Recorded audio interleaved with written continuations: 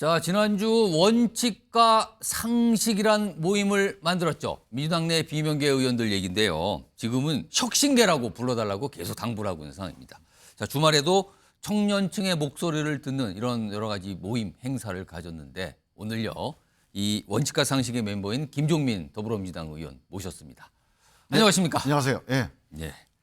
일단 뭐 정치권 사실 민주당이 상대적으로 요즘에는 여당인 국민의힘에 비해서 약간 좀 이슈에서 조금 멀어지긴 했지만 그래도 지난주 원칙과 상식이 주목을 받았거든요. 그런데 혹시 그 모임 출범한 이후에 민주당 내 강성 지지층의 공격이 더 심해지진 않았습니까?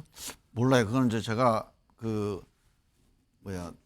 문자를 예. 이렇게 좀 너무 욕설 이런 거는 많이 차단을 해놨기 때문에 아, 자동으로 걸러지게 돼 있습니까? 특별하게 뭐 큰 변화는 없고요. 예. 아까 이제 우리 앵커님께서 비명계, 혁신계 이렇게 말씀하셨잖아요. 예. 이거 왜 우리가 비명계가 아니고 혁신계라고 얘기를 하냐면 비명계라고 하는 건 그냥 이재명이 아니다. 예. 이재명을 비판한다, 반대한다인데 우리는 그게 목적이 아니에요. 예. 이재명 대표가 잘하는 거는 지지하고 함께 가고 어깨 걸고 그럴 생각이 150% 있어요. 예. 그런데 문제가 되는 거에 대해서 오. 당대표니까 혹은 뭐 강성 지지층이 공격할 거니까 예. 아니면 공천 때문에 이런 것 때문에 얘기를 안 하는 분위기 이건 우리가 넘어보자. 즉 그게 보니까 혁신이고 개혁이거든요. 예. 그래서 개혁파, 혁신파 이게 우리가 지금 하고 싶은 얘기의 핵심이고 예. 개혁, 혁신에 대한 얘기 그건 그 안에는 이재명 대표를 지지하는 얘기도 포함될 수 있습니다. 그래서 이재명 대표가 혁신하고 개혁한다면 우리는 적극적으로 지지할 것이고 예. 그걸 안 하면 우리가 또 비판할 수도 있는 거니까 그 점에서 비명보다는 개혁파나 혁신계 이런 명칭이 훨씬 실질에 부합한다. 그렇게 다시 한번 혁신계 개혁파 예. 이렇게 좀 불러달라는 말씀이네요. 예. 이건 뭐 이원호 의원께서도 뭐 기회가 될 때마다 이렇게 강조하시더라고요. 그런데요, 이 모임을 출범한 지 이후에 이후에 혹시 이재명 대표 측에서 좀 만나서 얘기 좀 하거나 면담 좀 하자 이런 연락이 혹시 있었습니까? 아직은 그런 연락이 없었습니다. 그러면은 모임을 만든 취지를 사실 언론을 통해서 인터뷰를 통해서 그리고 예. 회견을 통해서 알렸지만 이재명 대표를 직접 만나서 전달하는 건 또 다른 의미가 있을 거 아닙니까? 그렇죠. 예. 그럼 지금 이재명 대표의 면담이나 혹시 만담을 원하십니까? 지금? 뭐 그럴 기회가 있지 않을까 싶은데요. 예. 예. 전 당연히 이재명 대표가 예. 당신들이 모임 만든 취지가 뭐냐, 어떤 게 혁신이냐, 예. 어떤 혁신을 해야 되냐 이렇게 물어보면 아주 자세하게 어. 말씀을 드리면 좋죠. 근데 아직은 연락은 없다. 예, 예. 그렇군요. 기다리신다는 아마 말씀. 대화할 수 있는 뭐 기회가 있을 겁니다. 알겠습니다. 그리고요, 그날 이 모임 출범할 때도 이 기자회견 하실 때도 기자들이 질문을 좀 많이 했는데 사실 팬덤 문제에 대해서 굉장히 지적을 많이 하셨거든요. 예. 그 모임에 참석하는 의원들 전부가 다 그랬는데 사실은 그러자 당 일각에서 바로 나온 게 아니 문재인 정부 때 팬덤 수해 보신 분 아닙니까?라는 지적이 단박에 나왔거든요. 예. 그때도 좀 답을 하셨는데 이건 좀 어떻게 설명을 이게 하실까요? 이제 저보고 한 얘기거든요. 어. 다른 세 분은 그 해당 사항이 없어요. 예. 제가 이제 그 덕에 최고위원도 되고, 예. 그다음에 우리 뭐 후원금 모금하면은 며칠 만에 마감되고, 유튜브 올리면 막 50만 뷰, 100만 뷰 이렇게 나오고. 예. 근데 제가 그걸 하다가 예. 어느 순간에 유튜브에 출연을 안 하고 유튜브를 안 보기 시작했습니다. 이 정치가 이렇게 가면 안 되겠다. 예. 왜 그러냐면요. 예. 저를 응원해 주신 분이 잘못하는 건 아닙니다. 그분들이 뭐 어떤 얘기를 할 수 있죠. 문제는 정치인이에요. 대표로 레프리젠터티브 이 정치인이 어떻게 받아들이냐의 문제인데 그 말을 따라가게 돼요. 거기에서 어떤 말이 나오면 그 말을 따라가게 되는 심리가 작동하더라고요. 그 박수 받는 그 말을 자꾸 그렇죠. 하게 된다는 예. 겁니까? 예, 우리가 어떤 무슨 큰 뭐 그 연설할 때라든가 아니면 예. 무슨 관중석에 올라가 보면 관중석이 있는 그런 무대에 올라가 보면 그 느낍니다. 그 무대의 함성에 예. 따라가게 돼요. 야, 이거 콜로세움이구나. 이 콜로세움 정치를 내가 이제 하겠구나. 예. 그 위기감 때문에 제가 그다음부터 유튜브 나가거나 유튜브를 보는 거를 제가 중단한 거거든요. 예. 그래서 사실 그 이후에 제가 이런 식의 팬덤 정치를 피해본 의원들한테 몇 번 공개적으로 위로도 하고 또 미안하다고 얘기도 하고 그렇게 얘기를 했는데 예. 저는 열성적인 지지가 나쁜 건 아니라고 보는데 예. 열성적인 지지는 그냥 지지자들이 하는 거고 예. 그 지지를 가려서 그중에서 정말 국민들이 원하는 거가 뭔지를 가려서 정치인들이 정치를 하면 아무 문제가 안 됩니다. 예. 근데 이걸 따라가기 시작하면 이 열성적인 콜로세움 안에 들어가 있지 않은 다른 로마 시민들 이 사람들은 완전히 소외돼 버리잖아요. 예. 그래서 그 목소리를 우리가 못 듣게 됩니다. 그래서 이거는 아닌 것 같다. 그런 생각을 했고요. 저는 그래서 제가 경험해봤기 때문에 이거 그만하자고 하는 겁니다. 그럼 지금 민주당의 모습은 콜로세움과 같은 모습과 흡사하다 평가하시는 겁니까? 지금 콜로세움 안에 들어가 있습니다. 민주당. 지금요? 예. 민주당이든 저쪽 당이든 그런데 예. 저쪽 당에서는 이준석 당대표 때 이거를 일정 부분 끊어낸 성과가 있어요. 그때 극우 유튜버들 출연하는 거를 예. 금지시켰어요. 예. 그다음에 정광훈 목사 집회 나가는 것도 딱 차단하고요. 그 효과가 국민의힘에 좀 있다고 보고 예. 우리 당은 문재인 정부 때도 우리가 그걸 못해서 그 이후에 하자고 계속 얘기를 하고 있는데 예. 지금 이재명 대표 때는 좀 더 심해졌습니다. 그래서 지금 이대로 가다가는 예. 지금은 이게 뭐 장사가 되는 것처럼 보이고 시장이 북적북적하는 것처럼 보이지만 이 콜로세움 경기 끝나면요. 예. 로마 시내에서는 안 통합니다, 이게. 그리고 아. 이 콜로세움의 열기가 로마를 예. 구원할 수가 없어요. 로마가 망합니다. 어. 콜로세움 따라가면 예. 안 되잖아요. 그래서 예. 예. 저는 이 열성 지지층의 목소리는 존중하되 예. 그거를 우리 당이 지도부가 그대로 따라해서 결정하고 그대로 정치하면은 저는 반드시 이거는 문제가 된다. 그래서 최근에 말씀하신 게 이렇게 가다간 총선에서 망할 수 있다 얘기가 그 맥락이신가요? 그럼? 뭐 그것도 있고 예. 몇 가지가 있죠. 제가 이제 세 가지를 지적했는데 예. 일단 도덕성에서 우리가 저쪽 당하고 비교 우위가 너무 없다. 뭐 심지어는 여론조사 보면 민주당이 더 문제가 있다 이렇게 나와요. 예. 내로남불이다. 그러니까 이거는 민주당 역사에서 있어 본 적이 없는 일이에요. 저쪽은 50년 동안 기득권을 누린 분들이잖아요. 뭐가 됐든 도덕성 면에서는 저쪽 당이 예. 더 우리보다 많이 났습니다.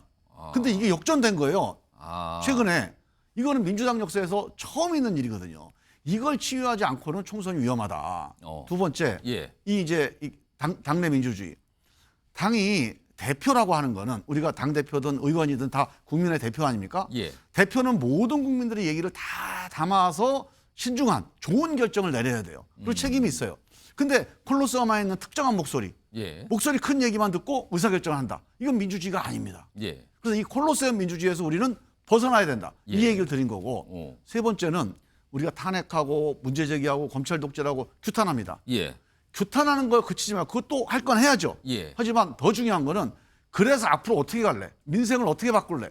미래는 우리 어떻게 가야 되는지 예. 여기서 우리가 윤석열 정부의 문제점, 무능, 무책임을 비교 우위를 보여줘야 돼요. 야, 민주당은 다르다. 민주당은 미래가 있다. 뭔가 대안이 있다.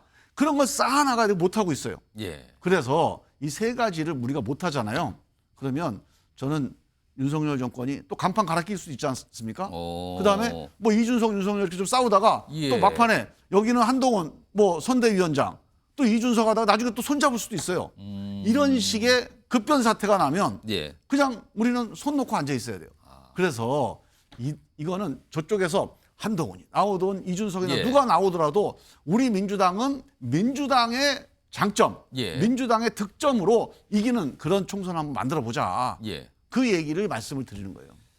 그러니까 크게 세 가지 요구 그리고 그걸 다 뭉뚱그린다면 민주당 자체의 득점을 할 수 있는 능력을 좀 키워야 된다 이 말씀인데 그렇죠. 예. 이게 이제 당의 어떤 변화가 있어야지 이루어지는 건데 네. 만약에 지금 이렇게 주문을 하셨는데 그런 변화가 결국에는 나타나지 않을 경우에는 그럼 탈당도 불사하십니까? 이거 많은 분들이 아마 그래서 물어보실 언론에 텐데요. 자꾸 그 얘기를 물어보시는데 예. 저는 변화가 될 거라고 봅니다. 될 왜 거다? 되냐고 될 거라고 보냐면 예. 많은 분들이 이재명 대표는 안 할 거다 이렇게 얘기하는데요. 예.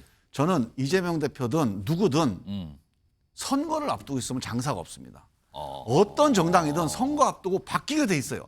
변화를 해야 됩니다. 예. 안 그러면 선거 때도 안 변하잖아요. 국민들이. 그러면 거기 심판합니다. 100% 심판해요. 어쩔 수가 없다는 저는 거죠. 윤석열 대통령도 엄청나게 변화될 거라고 봐요. 여기에 이재명 대표 변화 안 변한다? 예. 그럼 민주당이 고스란히 심판대 위에 올라가게 되는데 예. 이걸 이재명 대표가 감당하기가 어려울 거라고 봐요. 그래서 저는 이재명 대표도 변할 거다. 우리는 그래서 사실은 뭐 탈당이니 신당이니 이것 때문에 시작한 게 아니라 예. 총선 앞두고 마지막 변화할 수 있는 기회가 12월 말입니다. 그때까지 뭔가 변화가 되면 예. 한번 해볼 수 있는 거고 그때까지 변화 안 되면 사실 예. 좀 기대하기 어려운 거잖아요. 예. 그래서 마지막 한번 라스트 스포츠를 한번 해보자. 예. 그래서 한번 우리 4명이라도 목소리를 한번 키워보자. 예. 각자 목소리 내면 전달이 안 되니까 한번 키워보자 해서 같이 목소리를 모아본 거죠. 그러니까 변할 거다라는 어떤 확신을 갖고 계신데 네, 저는 기대를 하고 있습니다. 근데 그 기대대로 안 되면 어떡하냐는 거지. 그럼 그때 가서 한번 또 아. 뉴스 와이드 와서 한번 토론해 볼게요. 그때 가서 알겠어. 그때 한번 다시 모일 텐데 사실은 이런 모임 얘기가 좀 나오는 그 시점쯤에 이준석 신당 얘기가 나오고 움직임이 있었거든요. 그래서 혹시라도 같이 하는 건 아닌가 민주당 내 그렇죠. 아까 이상민 비명- 의원이 같이 예. 한다고 말씀하셨죠. 처음에 그 얘기를 네. 시작이 같이 되면서 한다고 이게 그랬나? 터졌거든요. 뭐 만났다고 그랬죠. 예. 근데 저 이준석 대표하고는 뭐 일체 만나본 적도 없고 대화를 나눠본 적도 없습니다. 오. 그리고 이준석 신당이 뭐 보수 신당을 제대로 된 보수를 한다고 그러는데 예. 우리는 기본적으로 보수는 아니었잖아요. 어. 이념상 걸어온 길이. 예. 근데 뭐 총선을 위해서 같이 한다. 그거는 저는 맞지 않고 예. 우리가 완전히 새로운 정치를 위해서 뭐 누구든지 예. 과거가 어떻든 새로운 정치를 위해서 혁신한다 그러면 혁신에 대해서 같이 협력할 수는 있지만 예. 만약에 서로 뜻이 다른데 뭐 총선만을 위해서 같이 한다 이거는 저는 맞지 않다고 보고요.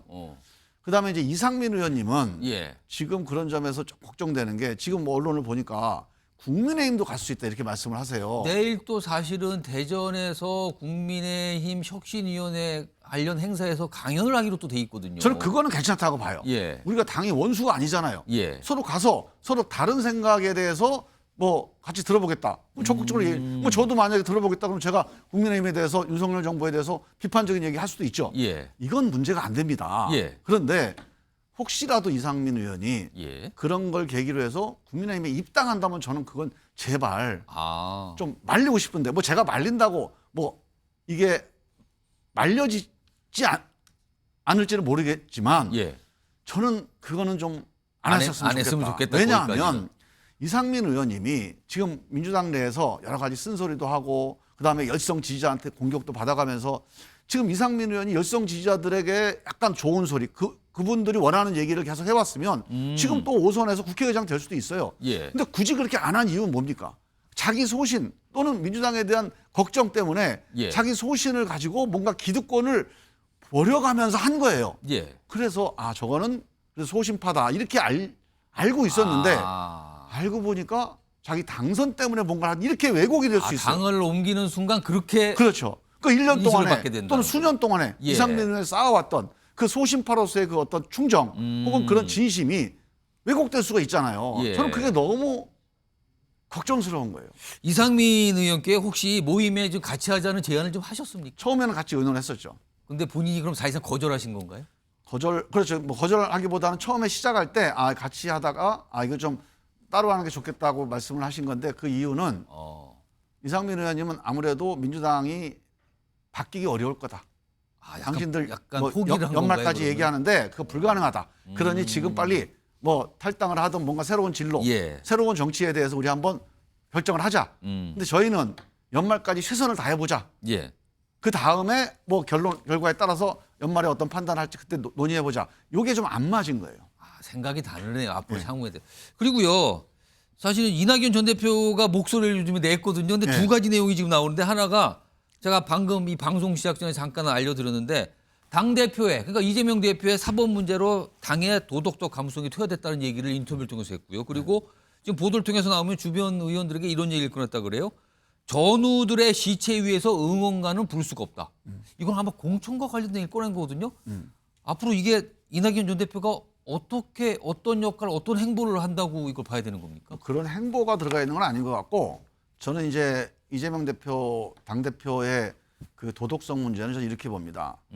이재명 대표와 관련 수사가 지금 2년 내내 이루어지고 있잖아요. 예. 근데 거기서 이제 그러니까 뭐 문제가 되는 것도 있지만 결정적으로 어떤 문제가 있는지에 대한 아직 결론이 안 났어요. 예. 그러니까 저는 그 중에서 다툼이 있는 문제는 그냥 재판 가서 가리면 된다고 봐요. 결론이 뭔지를. 예. 그래서 저는 그 문제는 그냥 재판에 맡겨두되 예. 제가 문제라고 느끼는 거는 이재명 대표가 유죄다 무죄다 이 얘기는 저는 우리가 토론할 필요가 없다고 봅니다. 그럼 법원에 맡기면 예. 되는 그럼 거예요. 법원에서 상이고요. 문제는 뭐냐? 이재명 대표의 개인적인 사법 문제를 예. 우리 당이 나서서 방어하는 거. 이건 아니었다. 이거는 전 문제였다고 봅니다. 왜? 그거는 이재명 대표 변호인이 있잖아요. 예. 이재명 대표와 가까운 의원들 중에 법조인들이 있을 거예요. 예. 그분들이 개인적으로 이재명 대표를 변호를 해도 지금 이런 정도의 우리 방어는 할 수 있습니다. 그러면 국민들이 그거에 대해서 합리적이라고 수긍을 하는데 예. 막 집회를 하거나 의원들이 나서거나 뭐 검찰에 쫓아가거나 이러면 아 저건 정치적으로 방어한다. 힘 있는 사람이니까 저거 특권이다. 예. 반칙이다. 이래 버리면 오히려 불리한 거예요. 근데 그거를 이재명 대표 본인도 계속 그거를 방치해놨고 예. 우리 당도 그걸 했기 때문에 예. 이게 그래서 국민들이 보기에 저게 좀 도덕성에서 문제가 있다. 이렇게 된 거라고 좀 봅니다. 그래서 그 문제, 이른바 방탄정당에 대한 문제는 예. 우리 당이 이거는 지금이라도 예. 이제 좀 그만해야 된다. 이런 말씀을 좀 드리고 혹시 싶고요. 사실 방탄정당 하면 나오는 게 이재명 대표가 대표직을 유지하는 한 당 자체가 이게 휩쓸려가는 거 아니야 이런 얘기는 계속 나오거든요. 그런 얘기가 그건 어떻게 있는데요. 보십니까? 제가 예. 저는 그렇게 어려운 문제가 아니라고 봅니다. 왜? 이재명 대표와 관련된 사법적인 대응은 예. 변호인이 하면 당 대변인이 하는 거하고 똑같아요. 언론이 다 받았습니다. 그리고 그게 효과가 더 있어요. 그건 당 대표를 갖고 있느냐 아니냐고 상관이 상관이 없다고 보시는 없죠. 예. 겁니까? 그리고 당 대표로서 하는 건 우리가 민생이라든가 미래라든가 정치적인 문제라든가 이런 문제. 예. 그래서 검찰 독재, 검찰의 어떤 수사 과잉 이런 걸 공격할 수 있죠. 예. 근데 이재명 대표 본인의 사법 문제는 변호인과 가까운 의원들이 개인적으로 하는 거 저는 이거 찬성입니다. 예. 그게 더 효과가 있다. 그러면 우리가 방탄정당 욕을 안 먹어도 된다고 저는 봅니다. 지금 당과 관련해서 두 가지 정도 질문이 더 준비되어 있는데 제가 요거를 좀 속도 있게 좀 진행해 보겠습니다. 우선 민주당 내에서 이제 목소리를 많이 내신 강경파 의원들이 계신데 계속 윤석열 대통령 탄핵 얘기를 꺼내고 주말 동안에도 어떤 행사에서 그 얘기를 또 꺼냈거든요. 네. 이거 어떻게 좀 보십니까 이거는? 저는 탄핵은 헌법상에 국회에 주어진 어떻게 보면 가장 심각한 권한이에요. 그러니까 아주 신중하게 행사를 해야 됩니다. 예. 원래 입법, 사법, 행정이 3권 분립이 돼 있잖아요. 예. 그 3권 분립이 돼 있는데 국회에 약간 사법권 같은 거를 주어준 거예요. 예. 왜 긴급하게 혹시라도 쓸 일 있으면 이런 비장의 무기 하나는 정도 있어야 된다. 예. 자주 쓰면 안 된다. 이게 헌법적인 메시지거든요. 근데 우리가 이 문제를 선거용으로 쓴다 이런 오해를 받으면 민주당한테 큰일 납니다. 아. 그래서 이 문제는 딱 간단해요. 예. 불법적으로 문제가 확실해요. 예. 근데 이 문제를 시정할 수 있는 방법이 없어서 예. 이 사람을 대통령직에 놔두면 나라가 큰일 나겠다. 이때 탄핵하는 겁니다. 지난번 박근혜 정권 때 탄핵이 그런 예. 케이스였거든요. 그래서 불법이 분명하고 이 불법을 방치했다가 나라가 이거는 큰일 나겠다. 예. 이 점에 대한 국민의 공감대가 확실하다면 전 탄핵을 해야 된다고 보고 그러면 아마 헌법재판소도 당연히 인용할 겁니다. 근데 만약에 우리가 그런 게 좀 불확실한데 예. 정치적 공격을 위해서 총선을 위해서 한다? 그러면 그거는 민주당의 엄청난 또 이제 그 부작용 내지는 부메랑이 될 수도 있으니까 이건 좀 신중하게 정확하게 판단을 그러니까 헌법적인 원칙을 좀 예. 그 감안해서 헌법 원칙 위에서 판단해야 된다 이렇게 봅니다. 자, 마지막 질문 하나 드리겠습니다. 내년 총선이 이제 다가오는 상황에서 조국 전 장관, 송영길 전 대표, 특히 이제 송영길 전 대표 신당 얘기를 구체로 꺼내있고 조국 전 장관의 움직임도 심상치 않아 보이거든요. 이거 같이 창당해서 당을 만들 가능성이 있다는 얘기가 나오고 있는데 이건 어떻게 이해하고 계십니까? 좀 모르겠습니다. 그거는 제가 들어보진 않았는데 예. 하여간 이제 윤석열 정권의 어떤 검찰 과도한 검찰 수사 또는 검찰의 탄압 이런 거에 대한 이제 반발 내지는 어떤 정치적인 대응 예. 이런 의미가 아직은 크다고 보고요. 실제로 그게 신당으로 이어질지는 저는 글쎄요 그 가능성이 높지는 않을 것 같은데. 이어지면 민주당 부담 아닙니까 이거는 이 자체가 좀. 글쎄 뭐 그것도 좀 판단을 안 해봤는데 예. 하여간 전체적으로 국민들의 여론이나 어떤 민심이 예. 되게 혼란스러워지지 않을까 저는 그렇게 봐요. 알겠습니다. 원칙과 상식 멤버인 김종민 더불어민주당 의원 얘기 들어봤는데요. 뭐 시청자 여러분께서 상황에 대한 이해가 어떻게 좀 되시는지 모르겠습니다. 자, 오늘 말씀 여기까지 듣도록 하죠. 지금까지 민주당의 김종민 의원이었습니다. 고맙습니다. 네, 감사합니다.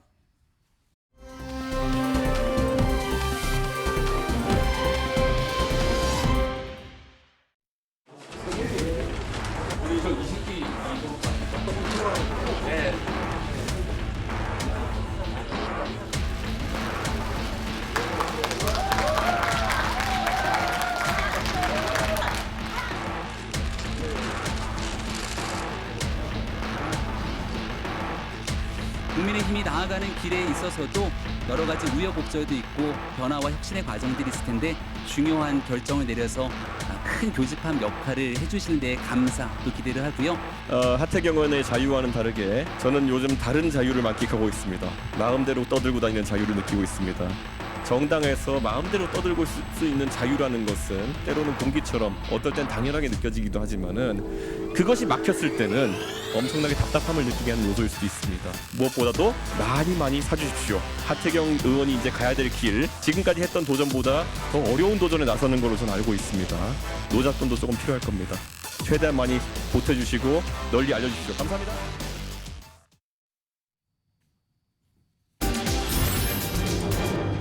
자, 이번 이슈 제목으로 등장을 했습니다. 온라인 관광버스 920대. 이게 무슨 소리입니까? 관광버스가 아니라 또 온라인 관광버스라는데요. 이게 무슨 의미가 담겨 보이는데. 자, 이거에 앞서서요. 영상 하나 바로 전해드렸는데 거기에 보면 윤석열 전 대표 나오거든요. 저 장소가 오늘 오후에 국회에서 있었던 하태경 국민의힘 의원의 출판 기념회 자리였거든요. 거기서 윤석열 전 대표가 축사를 하는 모습을 전해드렸는데 그런데요. 자, 이동석 전 대통령실 행정관 나와 네. 계신데 사실 오늘 하태경 의원이 출판 기념회에는 이준석 전 대표뿐만 아니라 김기현 대표 그리고 이뇨한 혁신위원장도 참석해서 축사를 할 거다 이렇게 사전에 알려졌었어요. 네. 근데 오늘 이뇨한 위원장, 김기현 대표는 안 왔거든요. 이게 못 온 겁니까? 안 온 겁니까? 이게 뭐 사실상 그 위치에서 갈 수 없었던 그런 불가피한 조치가 있지 않았었나 그런 예측이 듭니다. 예. 그 이유 중에 하나가요. 사실 당대표라는 직책은 이게 뭐 하태경 의원이 어느 지역구에 출마하나에 따라서 다른 당내 경쟁 후보도 있지 않겠습니까? 예. 그런 상황에서 김기현 대표나 혹시 뭐 이뇨한 혁신위원장이 이 자리에 참석하게 된다면 이 사람에게 꼭 공천을 줄 것이다. 이런 해석의 여지가 있거든요. 뭔가 좀 밀어주는 것 같다. 그렇습니다. 그렇기 때문에 이 김기현 당대표 입장에서는 아무래도 저 자리에 간다는 것이 좀 부담스러웠을 가능성이 상당히 높은 상황이고요. 또 하태경 의원 지역구가 아직 뭐 정확하게 정해지진 않았지만 예. 다른 출마 의지가 있는 그런 후보께서 예. 뭐 김기현 대표나 뭐 당 지도부에 이런 어려움을 좀 전달하지 않았나. 혹시라도 약간 항의 쪽으로 뭔가 얘기를 하지 않았을까? 충분히 그럴 가능성이 높다고 봅니다. 특히 뭐 앞으로 이제 정치권에서는 뭐 출판 기념회가 굉장히 많은 것으로 알고 있는데요. 예. 뭐 당 대표나 당 사역 그런 분들이 참석하는 거는 아무래도 좀 어려운 행보지 않을까 그런 예상을 근데 해보겠습니다. 하태경 의원은 좀 와주세요. 이걸 바라지 않았을까요? 충분히 그럴 수도 있겠죠. 그리고 뭐 내용에서도 보시다시피 예. 언론에서도 계속해서 김기현 대표, 이뇨한 혁신위원장이 참석할 것이다라는 보도가 오늘 오전에까지만 해도 기자들도 다 그런 줄 알고 기다렸거든요. 네, 맞습니다. 가서. 그렇기 때문에 하태경 의원의 입장에서는 굉장히 좀 아쉬운 면이 있겠지만 하태경 의원도 그래도 중진 의원이다 보니 예. 어느 정도는 이해해 주실 거라고 저는 생각합니다. 결과적으로 혁신위원장 당대표가 참석을 안 하고 전직 대표만 참석하니까 하태경 의원은 이준석 전 대표가 가깝구나. 이것만 다시 한번 각인을 한 셈인가요? 뭐 이렇게 됐습니다. 사실은요. 자, 요 얘기 뭐 아까 영상에 관련된 거 좀 전해드렸고요. 주제 있잖아요. 온라인 버스 920대. 이게 무슨 소린가면요. 이준석 전 대표가 지난 주말 동안에 온라인을 통해서 지지자들의 연락망을 확보하는 작업을 지금 하고 있거든요. 근데 뭐 한 4만 명 정도 모였다고 그러는데 이와 관련해서 이준석 전 대표가 내놓은 예의가 있습니다. 오늘도 요 설명을 좀 했습니다. 들어보시죠. 제가 신당을 할지도 모른다는 얘기가 나오니까 기성 정치인 중에 특히 조정훈 의원 같은 사람은 그 5천 명 모으기 힘들다. 그건 하고 다녀라 이러더라고요. 그걸 방송에서 떠들고 있길래 제가 그런가? 그러면 제가 그냥 구글 폼이라는 걸 이용해가지고 SNS 홍보를 했습니다. 그랬더니만 오늘 지금까지 한 34,000명 가까이 본인의 이름과 전화번호와 거주지 그리고 이메일 주소까지 입력해 주셔가지고 근데 제가 이 힘을 간과하면 안 된다. 뜸들이는 거 아닌데요. 원래 다 이렇게 합니다. 그것도 보통 12월 말쯤에 합니다.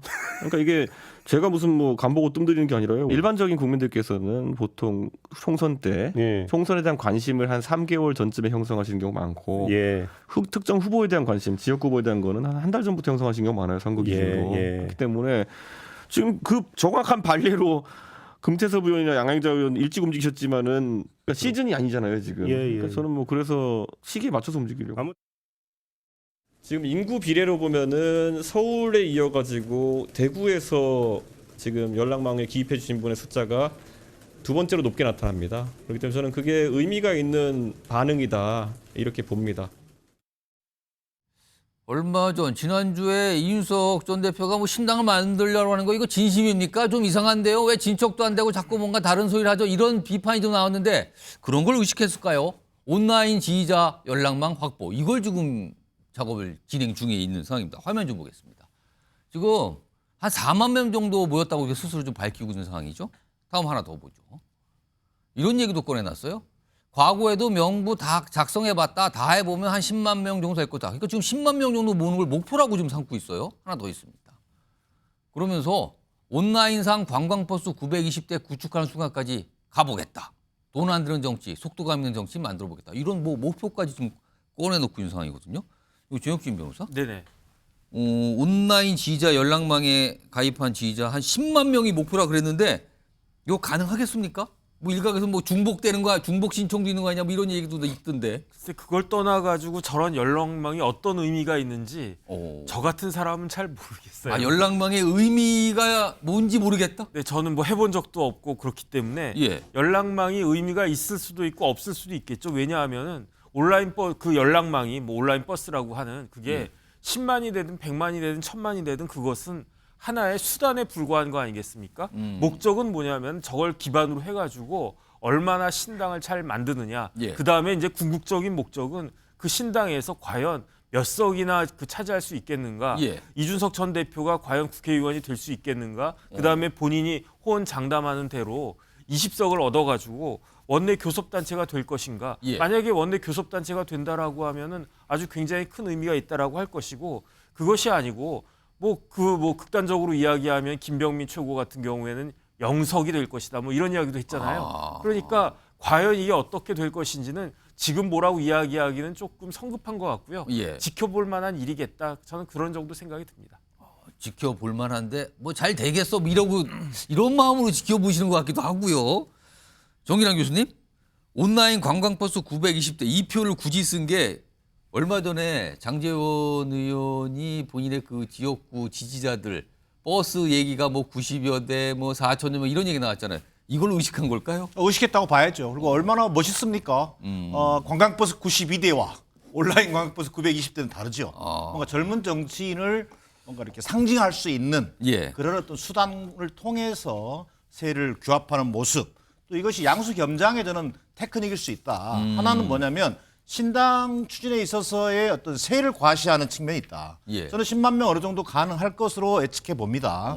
그리고 또 이것이 어느 순간 우리 신당 창당을 위해서는 창당 발기인 200명과 또 전국 시도당 5개 이상 시도당에 그렇죠. 조건들이 1000명 이상의 당원을 예. 확보하도록 되어 있습니다. 예, 조건입니다, 이런 그게. 기준에서 본다면 나름대로 도상 훈련의 측면도 있어 보이고요. 지금 모은 그 지지자들을 그런 거 관련돼서 충분히 앞으로 그걸 활용할 수 있죠. 예. 그리고 이것은 이준석 대표가 어찌 보면 잘 기획해서 지금 신당에 대한 관심을 끌어올리기 위한 이러면 여론전을 지금 하고 있다. 그래서 이것의 한 수단으로 지금 나름대로 온라인 뭐 관광 뭐 온라인 당원 수를 모집하고 있다 이렇게 보여지고요. 자, 그럼에도 불구하고 과연 이것이 이준석 대표가 진짜 신당으로 가는 행보냐? 예. 아니면 몸값을 최대한 키워서 12월 말쯤에 어느 정도 유턴하더라도 예. 나름대로 자기의 세를 보여준 거기 때문에 그 또한 아직은 배제할 수 없다. 그런 면에서 본다면 이게 좀 탄력을 받으려면 예. 이준석 대표가 하고자 하는 신당이라고 하는 것이 예. 12월 27일 날짜가 중요한 게 아니라 신당의 비전, 예. 신당의 정체성은 과연 뭐냐. 뭐 이를테면 새로운 정당, 새로운 뭐 정당의 길을 가겠다는 것이냐. 예. 아니면 보수 기반의 신당을 하겠다는 것인지. 예. 뭐 이런 의미에서 본인이 내거는 신당의 가치와 비전을 보다 분명히 하는 그 과정이 전제되지 않으면 예. 그저 나름대로 본인의 어떤 그 중량감 또는 뭐 몸값을 예. 어느 정도 시장에서 인정받겠다라고 하는 그런 테크닉으로 인식될 가능성이 저는 커 보입니다. 전용기 민주당 의원 나와 계신데요. 네. 이준석 전 대표가 만들려는 그 신당의 정체성은 뭘로 보십니까 지금? 정체성이랄 것도 아직 없는 것 같습니다. 없다. 좀 전에 정체성이 할 것도. 네, 방금 정기란 교수님께서 말씀을 잘 해주셨는데요. 이준석 대표의 몸값 올리기용 이런 선정용으로 보고 있습니다. 아, 그쪽으로 좀 무게를 두시는 거예요? 네, 그러다 보니 지금 이상민 의원도 예. 과거에 그 이준석 전 대표가 만드는 신당에 관심을 가지는 듯한 그런 이야기를 했었습니다. 근데 요즘에 좀 바뀌었거든요. 그렇죠. 발을 빼고 있는 거죠. 결국엔 이준석 대표가 끌고 가는 대로 여론전은 먹히고 있는 것 같고요. 예. 여기에서 실제로 이준석 대표의 몸값도 올라가고 있는 것 같습니다. 이준석 대표는 과거 지속적으로 책임 있는 사람들의 사과라든지 예. 본인의 책임 있는 사람들에 대한 제한도 없었다 이런 식으로 계속적으로 책임 있는 사람을 거론했었는데 예. 이것은 비단 윤석열 대통령을 지칭할 수도 있는 부분이고 김기현 당대표를 지칭할 수도 있는 부분입니다. 예. 그러나 여기에서 본인이 원하는 바대로 우위를 택하려면 결국에는 자신의 몸값이 뛰어져야 되는데 실제로 이상민 의원이나 다른 여러분들이 보셨을 때 예. 이준석 대표의 몸값이 뛰고 있는 것들이 확연히 보이고 있거든요. 그러니까 온라인 관광버스 920대라는 이야기조차 나오는 것 아니겠습니까? 예. 그런 측면에서 실체는 없지만 몸값 띄우기에는 확실한 역할을 하고 있다. 예. 이런 측면에서 신당에 관심을 보여줬던 사람들조차 한 발 빼는 이런 모습도 저희는 보고 있는 것 같다라는 생각입니다. 정체성 딱 질문 드렸더니 뭔지 모르겠다. 근데 몸값 높이는 것만큼은 보인다. 지금 이 분석이신데. 자, 이와 관련해서요. 국민의힘 최근에 이준석 대표 어떤 신당과 관련된 이쪽으로 가는 움직임에 대해서 국민의힘 내부의 반응도 있고요. 방금 말씀하신 이상민 의원이 오늘 내놓은 얘기도 있습니다. 들어보겠습니다. 총선을 앞두고 당이 그래도 가급적 전열을 정비하고 화합하고 하는데 당 구성원으로서 계속되는 이준석 전 대표의 언행이 꼭 좋아 보이지는 않아 보입니다. 이준석 신당은 실체가 뭐 없잖아요. 그냥 뭐 이준석 전 대표가 한다는 것 뿐이지. 뭐 3만 명을 뭐 3만 5천 준비인을 명을? 모았다 그러는데 정당이라는 게 사람 모으는 게 중요한 게 아니라 여기 어느 방향으로 어떤 정당을 만들 것인가가 나와야 되겠죠. 그러니까 이준석 전 대표 혼자만으로는 약점도 있고 한계도 있습니다. 제가 생각하기엔 신당 쪽보다는 국민의힘 쪽 잔류가 더 많지 않을까.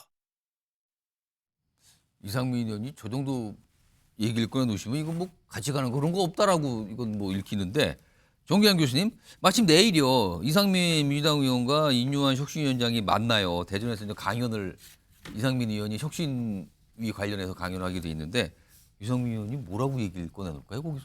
저는 잘 이상민 의원이 할 말이 뭐가 있는지 잘 모르겠어요. 뭘 할 말이 있는가 모르겠다. 이상민 의원이 그 민주당 내에 무슨 혁신파 의원입니까? 거기도 가입을 안 했죠 지금. 거기에도 가입 안 하고 있을 뿐더러 그동안 보여준 행보를 보면 민주당 지도부 이재명 대표 체제에 대한 비판적 입장을 가지고 있었던 건 분명해 보입니다. 그럼에도 불구하고 이상민 의원이 민주당의 혁신과 우리 한국 정치의 뭐 어떤 쇄신, 혁신을 상징하는 의원으로 보기는 좀 어렵다. 단지 지금 이재명 대표 체제의 반 이재명 전선에 서 있는 국회의원인 것이죠. 저는 그런 의미에서 이상민 의원이 국민의힘 혁신위 관계자를 만나서 또는 뭐 강의를 한다? 저는 그 별로 설득력은 없어 보인다. 그것이 자칫 국민들에게 비치기에는 이상민 의원은 당내 그 개혁과 혁신을 바라고 있는 의원들 모임에는 불참하면서 국민의힘의 혁신위 관계자를 만나고 뭐 강연을 한다? 이것은 왠지 이상민 의원이 신당보다는 본인의 당선 가능성을 염두에 두고 국민의힘 쪽으로 한 발 다가가고 있는 것 아니냐. 저쪽 당 쪽에 관심 있는 거 아니냐. 그렇게 비칠 수밖에 없을 것이다. 그렇기 때문에 그런 이상민 의원 입장에서 본다면 이준석 신당은 왠지 지금은 가까이에서는 부담스러운 입장이 돼버린 거죠. 그렇기 때문에 얼마 전까지만 해도 이준석 신당에 대해서 나름대로 관심 있고 우호적인 입장을 취한 것처럼 보였지만 현 시점에서 이상민 의원은 잠시 이것을 선긋기를 할 수밖에 없는 그런 본인의 정체성에 지금 딜레마가 오고 있다. 저는 그런 측면에서 혁신이 국민의힘 혁신위의 이상민 의원의 어떤 그 강연 또는 어떤 면담 적절치 않은 행보로 보여집니다. 이게 좀 상황이 묘하게 된 거거든요. 신당에 대해서는 조금 이거는 아닌 것 같은데요 하면서 국민의힘 혁신위와 만나서 강연을 하는 이 과정. 이게 뭘까? 이겁니다 지금요. 뭐 일각에서는 이러다가 국민의힘 쪽으로 오는 거 아니냐 뭐 이런 얘기까지 나온 상황인데 이거 관련해서 마지막으로 이성석 전 행정관 이준석 신당이 모르겠어요 지금. 근데 만약에 생기면 국민의힘은 그 생기는 걸 걱정하는 겁니까? 무시하고 있는 겁니까 지금? 당연히 걱정하는 게 더 크죠. 지금 상황에서는 아무래도 이제 뭐 수도권 선거 같은 경우는 신당이 만들어지게 된다면 뭐 500표에서 1000표 가량의 그 차이만 나도 분명히 국민의힘이 가져올 수 있는 의석수가 없기 때문인데요. 저는 이준석 신당이 지금 뭐 4만 명이 모집됐다고 하는데 예. 가장 중요한 포인트를 저희가 잊고 있는 것 같아요. 어떤 겁니까? 그게 뭐냐면 이준석 전 대표가 지금 페이스북에 올린 내용이 조금 전에 화면으로도 보셨지만 예. 지역별로 지금 인원이 나와 지역별 있었어요. 숫자들이 있어요. 저는 이준석 전 대표가 연령층별로의 그런 이 가입 수를 한번 공개를 해줬으면 좋겠습니다. 연령별이요. 네. 왜냐하면 이게 사실 지금 이준석 전 대표를 지지하는 세대층은 분명히 20, 30, 그렇죠. 40대가 2030이라고 통상 알려져 있어요. 맞습니다. 그래서 2030이 과연 신당에 있어서 내년에 적극적인 투표층이 될까? 저는 그거를 지금 꼬집고 싶거든요.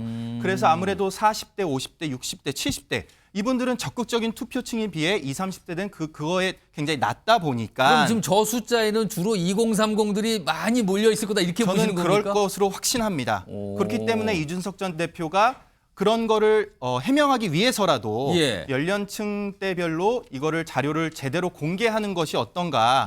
그렇게 된다면 분명히 신당에 있어서도 어느 정도의 비판의 목소리가 나올 수 있고 또 미래를 본다는 그런 긍정적인 반응도 나올 수 있다고 보는데요.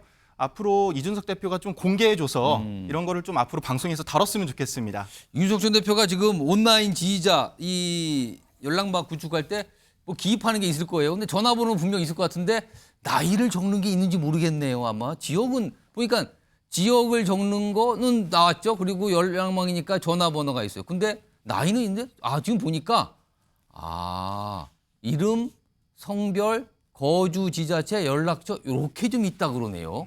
그러면은 나이가 빠진 걸까요? 이거 파악이 안 되는데 그러면은 지금 일단 이 정도로만 모으고 있는 것 같네요. 알겠습니다. 이걸 이동석 전 행정관이 그 부분이 좀 궁금하다. 그러나 특정 세대가 몰려 있을 것 같다. 이렇게 좀 추정을 했습니다. 요거 계속 주제가 나오는데 좀 지켜봐야 될 문제고요.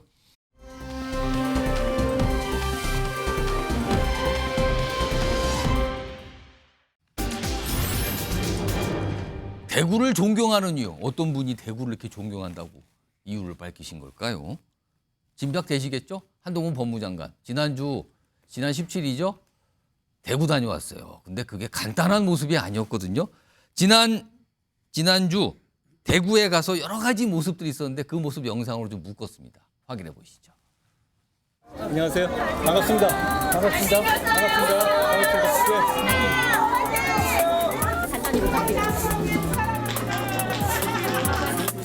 저는 평소에 대구 시민들을 대단히 깊이 존경해 왔습니다. 네, 감사합니다. 첫째로 우리 대구 시민들이 처참한 6.25 전쟁 과정에서 단 한 번도 적에게 이 도시를 내주지 않으셨고요. 그리고 둘째로 산업화 과정에서 산업화를 진정으로 처음 시작하셨고 다른 나라와의 산업화 경쟁에서 이긴 분들이기 때문이다. 그리고 마지막으로 대구의 굉장한 여름 더위를 늘 이기시는 분들이기 때문에 존경합니다.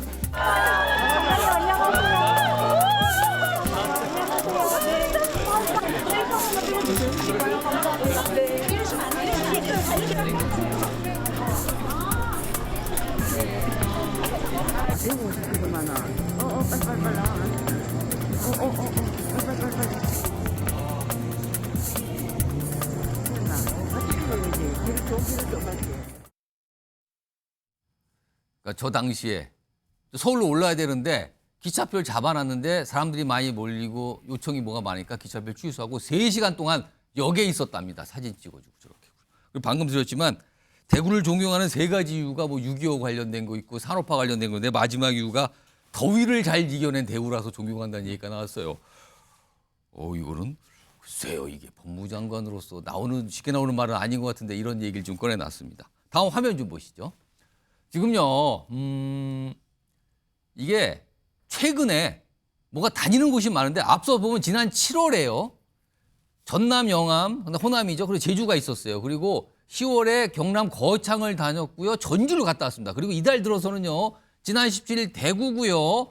오는 21일엔 대전을 갑니다. 그리고 며칠 뒤인 24일은 울산을 방문할 예정입니다. 이 정도면 전국 곳곳을 간다고 할 수 있습니다. 이런 상황인데요. 그리고 대구에서는 3시간 동안 역에서 사진을 찍는 이런 모습도 있었는데 아무튼 심상치 않네요. 제가 전달해 드렸는데 보면서도 심상치는 않습니다. 자, 그럼 여기서 패널 네 분께 앞에 OX 팻말 있죠? 아마 질문을 예상하실 거예요.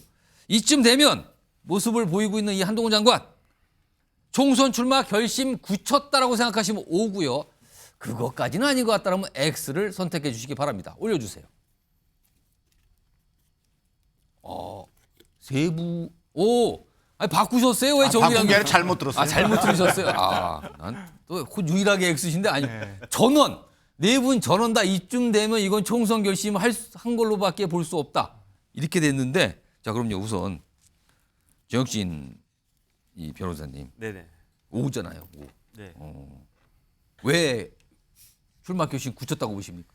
이 정도 되면 출마 안 할 수 없는 상황으로 본인의 결심과는 무관하게 몰려가고 있다. 안 하는 게 더 이상하다 그러면은. 그렇죠. 왜 그러냐면은 오. 저게 스마일센터 방문한 거였거든요. 예. 스마일센터 법무부 장관이 방문하는 것은 지극히 일상적인 겁니다. 왜냐하면 오. 한동훈 장관만 방문한 게 아니고 예. 제가 한번 찾아가 봤어요. 예. 찾아봤더니 박범계 전 장관은 스마일센터를 4군데나 방문을 했었어요. 자주 가셨네요. 그래서 목포도 방문했고 수원도 방문했고 광주 그다음에 대전까지 4번이나 방문을 했는데 근데 많은 분들이 모르시고 계시잖아요, 그걸. 중요한 건 스마일센터가 있다라고 하는 것을 한동훈 장관이 저렇게 가니까 알았지. 박범계 장관 4번이나 갔었는데 그 전에 그 전 장관도 갔었거든요.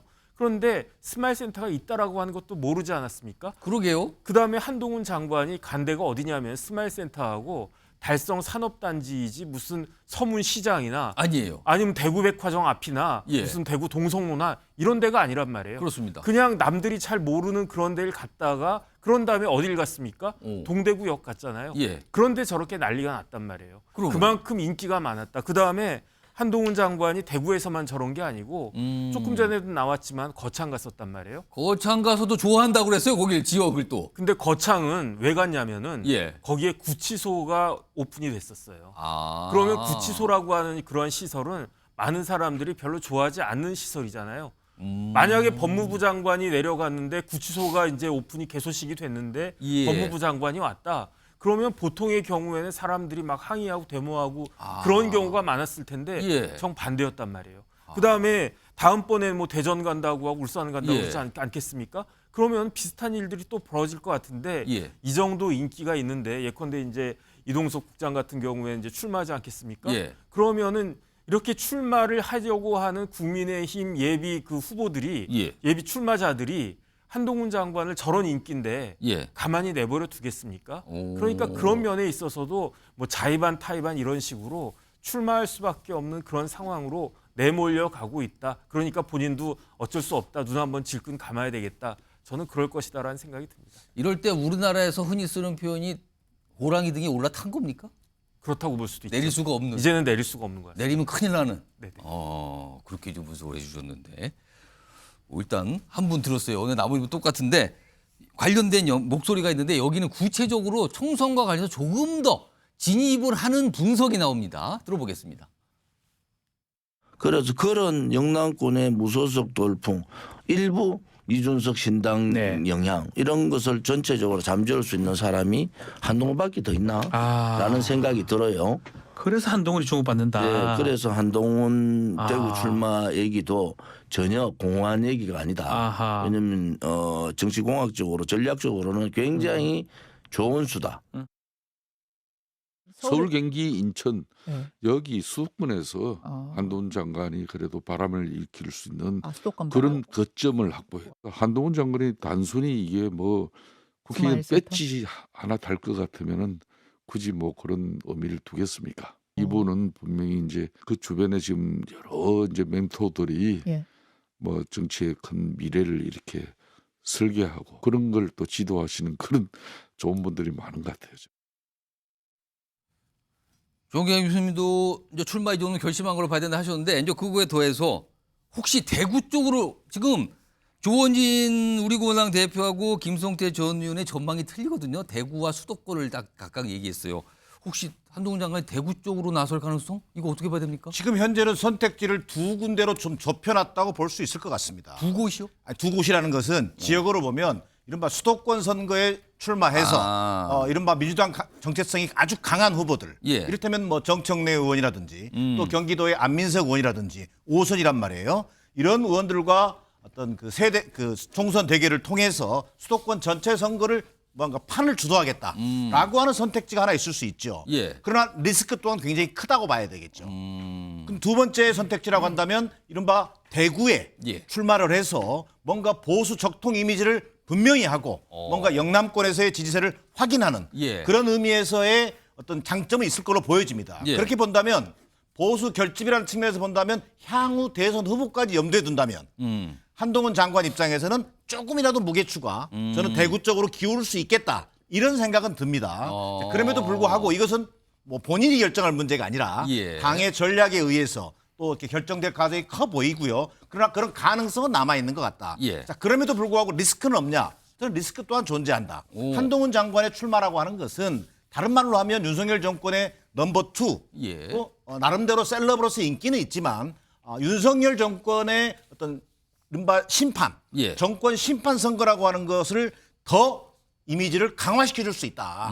그런 측면에서 그런 리스크가 남아 있고 또 한동훈 장관은 차기 대선 후보의 한 명으로 거론될 정도로 유력 인사입니다. 그렇습니다. 그러나 내년 총선에서 실패할 경우 완전히 정치적 어떤 그 가치가 추락해 버린다라고 하는 점에서 상당한 부담을 안고 있는 건 사실로 보여집니다. 자, 전용기 의원. 네. 일단 전용기 의원도 이 정도면 출마 결심한 거다 보셨는데 뭐 그와 함께 수도권에 한동훈 장관이 총선을 출마를 해야 수도권을 출마를 해야 민주당에서도 이른바 뭐 경쟁자를 보내거나 자객 공천하고 그럴 수 있는 거 아닙니까? 대구로 가버리면 그게 안 되는 거 아닙니까? 그렇습니다. 대구로 가버리면 사실 내리꽂는 이미지를 지울 수가 없겠죠. 그리고 윤석열 정부의 시즌2라는 이런 프레임도 강하게 작용을 할 것 같습니다.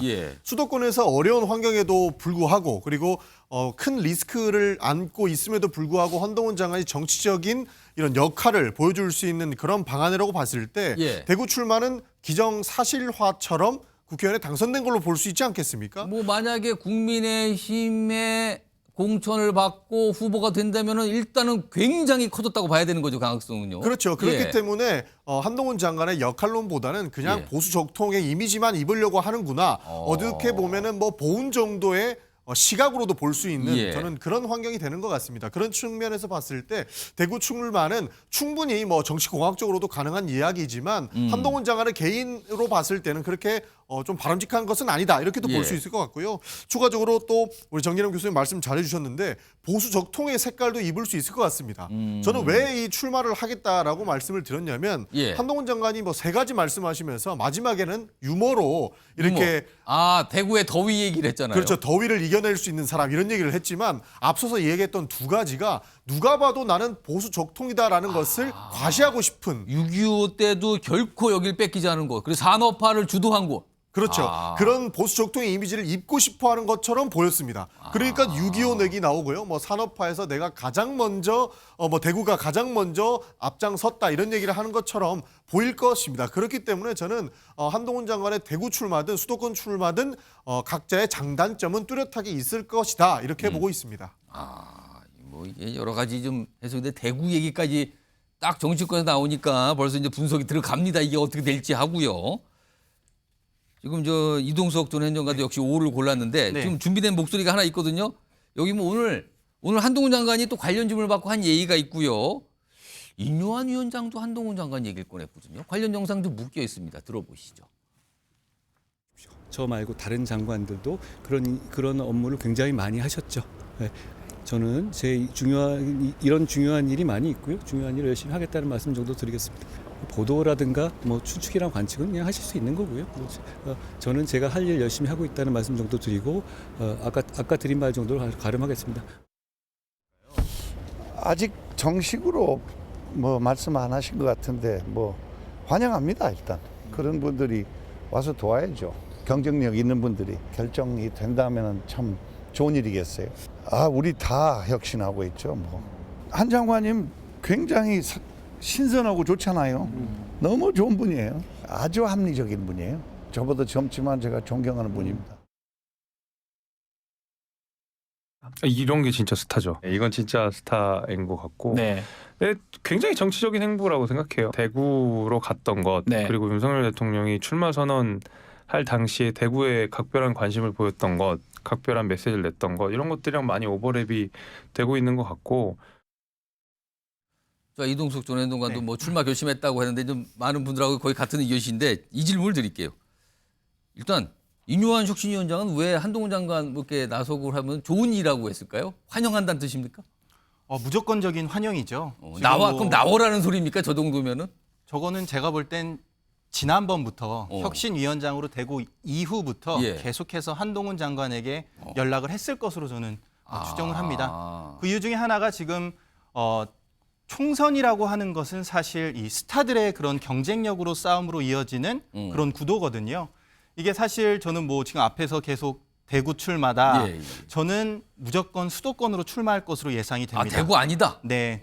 수도권으로 출마해서 이제 선거에 있어서 굉장히 큰 흥행을 일으키지 않을까 싶은데요. 또 한 가지 가능성이 있는 것은요. 뭐 비례대표 순번을 앞번호로 받아서 전국을 돌아다니면서 선거 유세를 하는 그런 모양새를 띌 수 있다고 봅니다. 그 대구 쪽은 제외고 수도권 출마 또는 비례 앞순위 이 정도는 가능하다고 보시는 겁니까? 저는 그 두 가지 중에 한 가지가 되지 않을까 싶은데요.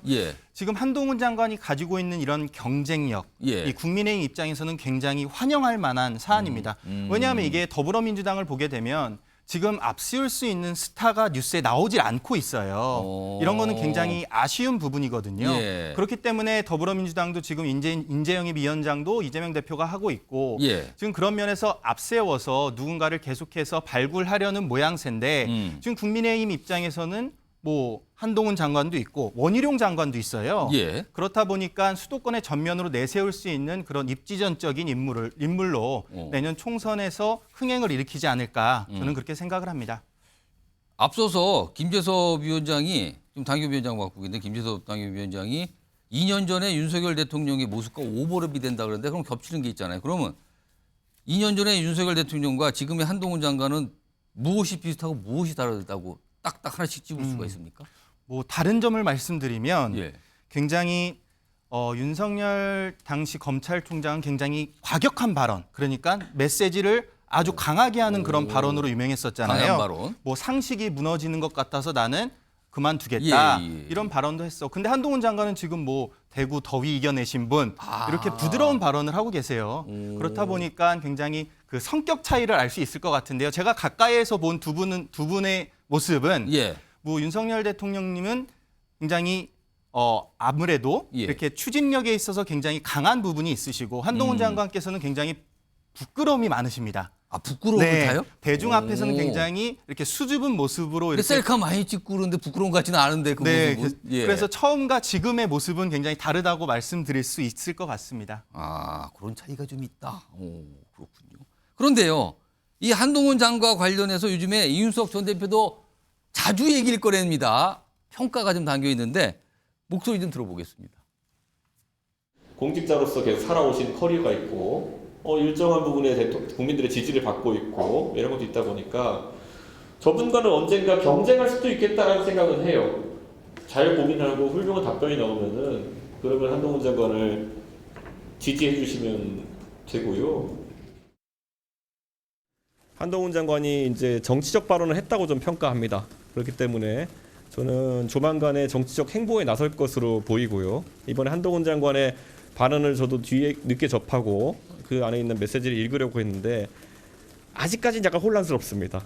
당의 개혁적으로 보탬이 되는 방향으로 저는 메시지를 보태준다면은 하태경과 이준석과 또 한동훈이 동지가 되는 날도 올 수 있다. 저는 그렇게 생각합니다. 그런데 그 한동훈 장관은 정작 이 전 대표에 대해 전혀 언급하지 않는데 이 전 대표가 계속 한 장관을 언급하는 것은 이유가 뭡니까? 혼자서 좀 견제를 많이 하고 있는 것 같고요. 뭐 이준석 전 대표는 저희가 복권인 줄 알고 긁었는데 야 이거 과태료 고지서였다 하시는 당원들도 사실은 많아요. 요즘 정치인들 표현들이 과태료 고지서까지 나왔습니다. 뭐 그 앞서서 이준석 전 대표가 한동훈 장관 얘기를 하면서 경쟁할 수도 있겠다. 또 다른 자리에서는 동지가 되는 날이 올 수도 있겠다. 이렇게 얘기했거든요. 정기환 교수님. 이준석 전 대표 신경이 그냥 쓰이는 겁니까? 견제하는 겁니까? 아니 무슨 뜻인 겁니까 이거는? 나름대로 견제하는 측면이 커 보입니다. 신경이 안 쓰일 수밖에 없죠. 이를테면 한동훈 장관의 그 출마가 사실상 기정사실화되고 있는 상황에서 수도권 출마를 하든 또는 대구 쪽으로 출마를 하든 어찌됐든 이준석 대표가 지금 추진하는 신당을 고려할 때 나름대로 경쟁 상대가 될 수밖에 없는 상황이다. 그런 의미에서 이준석 전 대표가 광주 북콘서트 때도 얘기했습니다만 사실상 윤석열 대통령은 경쟁 상대가 아닌 거죠.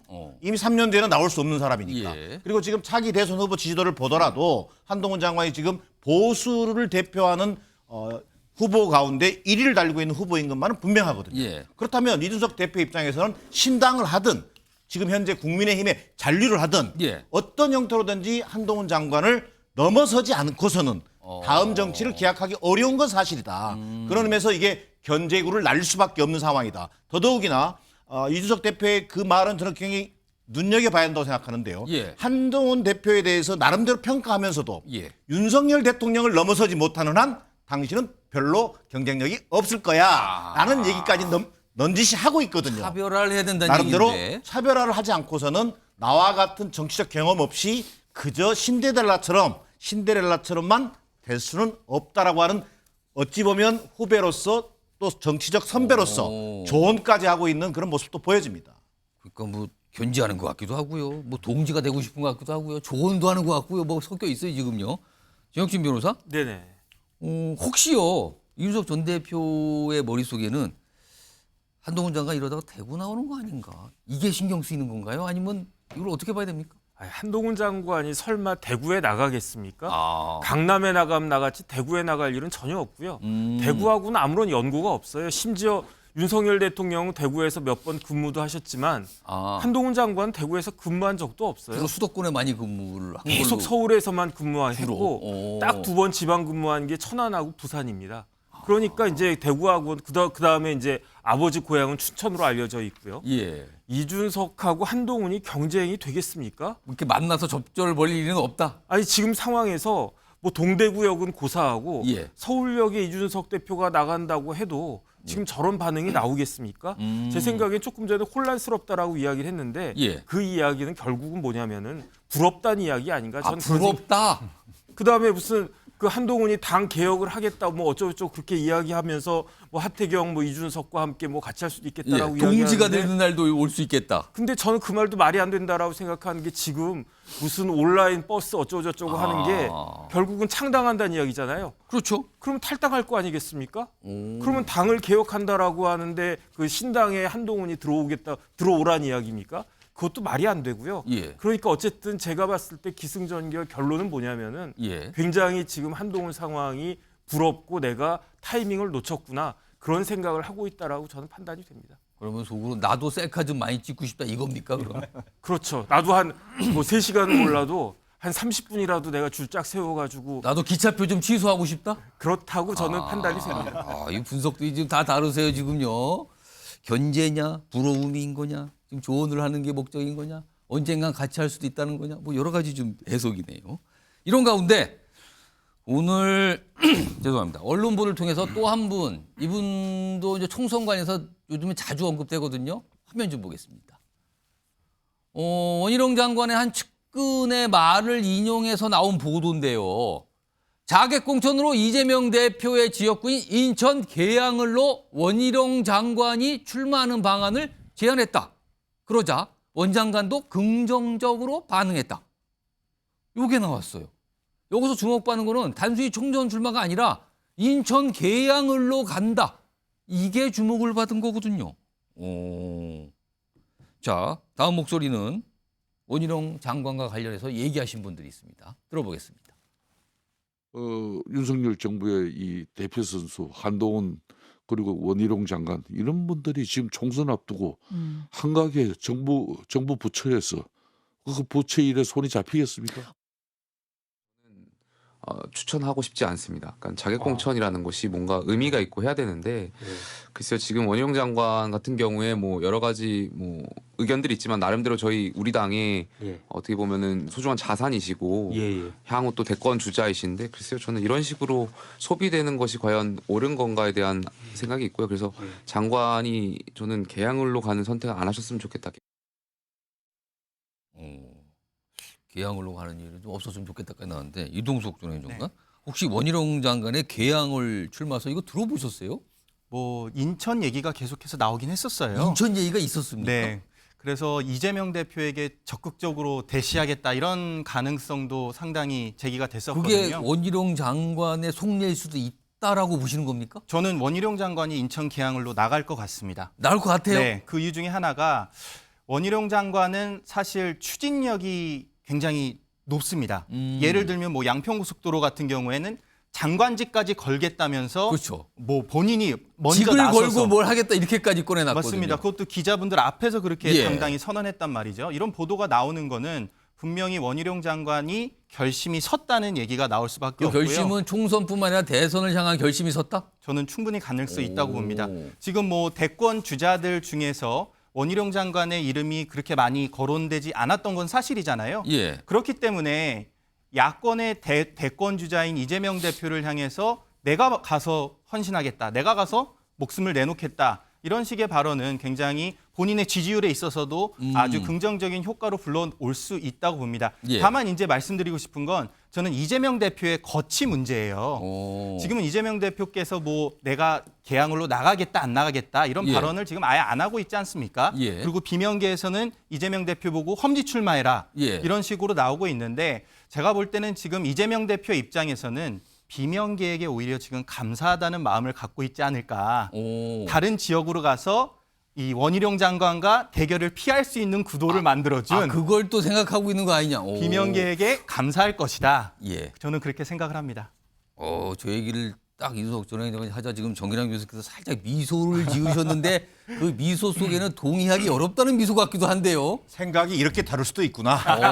생각 너무 다르다 지금. 저는 원희룡 장관의 인천 개항을 출마설 해프닝으로 끝날 것으로 예측합니다. 그리고 만에 하나 원희룡 장관이 인천 개항을 출마한다면 정치 인생의 최악의 결과를 맞게 될 것으로 또 예측합니다. 그게 안 된다는 소리입니까? 안 됩니다. 제가 볼 때는 이미 지금 원희룡 장관이 왜 갑자기 인천 개항을 선거 얘기가 나오냐. 지금 벌써 앞서 우리 이동석 행정관 또 얘기하셨습니다만 총선 장이 서고 있습니다. 자, 그런데 야권은 고사하고 여권 내에서조차 한동훈, 이준석, 인류한 혁신위원장 거의 지금 매일 지금 거론되고 있어요. 매일. 그러면서 뭔가 이게 분위기를 띄워내고 있어요. 자, 나는 뭐지? 원희룡 장관 입장에서는 나도 있어. 왠지 소외된 듯한 지금. 소외될 수밖에 없죠. 여론 지형에서 완전히 사라져 있단 말이에요. 그런 데서 좀 조급함을 지금 보이고 있는 거다. 그래서 개항을 얘기가 그 맥락에서 나온 거 아니냐. 저는 그런 맥락에서 에두벌런식으로 툭 던졌다. 나는 예를 들면 대선 후보 과정에서 일타 강사 역할했고 또 윤석열 대통령의 사실상 호위무사다. 김건희 여사 뭐 땅 양평 고속도로 종점 문제 터졌을 때도 내가 거기서 온몸으로 맞섰다. 이런 이미지를 다시 한번 환기시키려고 하는 저는 정치적 의도로 보여집니다. 자, 그럼에도 불구하고 제 예측입니다만 개항을 출마 가능성 제로다.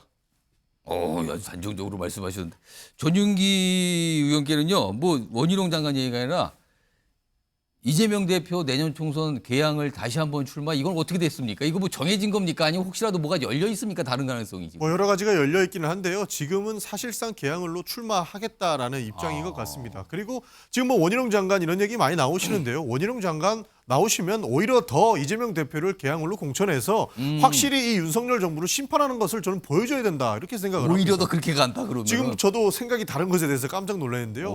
원희룡 장관은 지금까지 우리가 장관으로서 본 역할은 그냥 윤석열 정권의 그냥 투사 이미지였어요. 지금 양평고속도로건 나오면서 뭐 했습니까? 장관직을 걸고 무언가 다 책임지겠다라고 했는데 책임진 거 하나도 있습니까? 실제로 김건희 여사의 일가 땅이 양평에 있었던 거는 사실인 것이고 지금 다시 한번 추진하겠다라는 내용이 계속 나오고 있는 거 아닙니까? 지금 그러니까 국정감사장에서도 원희룡 장관이 탈탈 털리는 모습만 우리가 봤던 것이고요.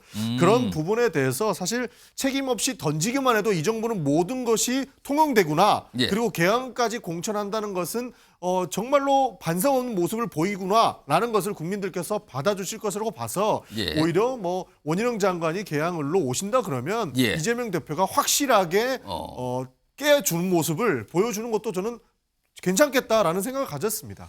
원희룡 장관 관련해서 생각들이 기다르네요. 그냥 여기 저를 중심으로 양쪽으로 갈린 것만큼 생각이 달라졌습니다. 지금요. 얘기 한번 해야 될 것 같습니다.